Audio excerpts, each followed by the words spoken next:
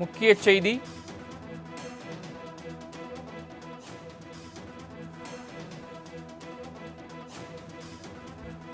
தூத்துக்குடி விளாத்திக்குளத்தில் 12ஆம் வகுப்பு மாணவி பாலியல் வன்கொடுமை வழக்கில் குற்றவாளிக்கு வழங்கப்பட்ட தீர்ப்புக்கு முதலமைச்சர் விஜய் வரவேற்பு தெரிவித்திருக்கிறார். குற்றவாளி தர்ம முனீஸ்வரனுக்கு இரட்டை தூக்கு தண்டனை விதிக்கப்பட்டதற்கு முதலமைச்சர் ஜோசப் விஜய் வரவேற்பு தெரிவித்திருக்கிறார்.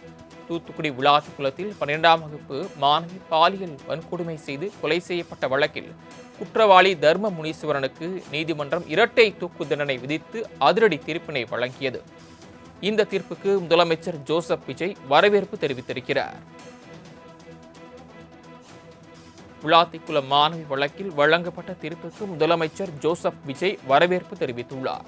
தூத்துக்குடி விளாத்திக்குளத்தில் 12ஆம் வகுப்பு மாணவி பாலியல் வன்கொடுமை வழக்கில் குற்றவாளி தர்ம முனீஸ்வரனுக்கு தூத்துக்குடி மாவட்ட போக்சோ நீதிமன்றம் இரட்டை தூக்கு தண்டனை விதித்து தீர்ப்பு வழங்கியது.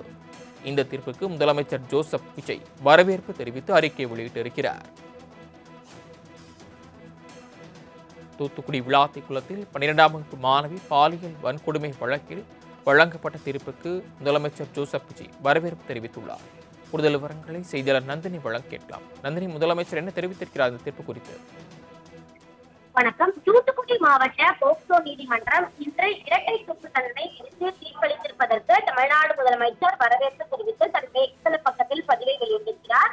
இது குறித்து பதிவிட்டுள்ள முதலமைச்சர், தூத்துக்குடி மாவட்டம் விளாத்திக்குளத்தில் 12ஆம் வகுப்பு படித்து வந்த மாணவி கடந்த மார்ச் மாதம் பாலியல் வன்கொடுமைக்கு ஆளாக்கப்பட்டு படுகொலை செய்யப்பட்டதாகவும், இவ்வழக்கில் குற்றவாளி தர்ம முனீஸ்வரனுக்கு தூத்துக்குடி மாவட்ட போக்சோ நீதிமன்றம் இன்று இரட்டை தூக்கு தண்டனை விதித்து தீர்ப்பளித்ததாகவும் குறிப்பிட்டிருக்கிறார்.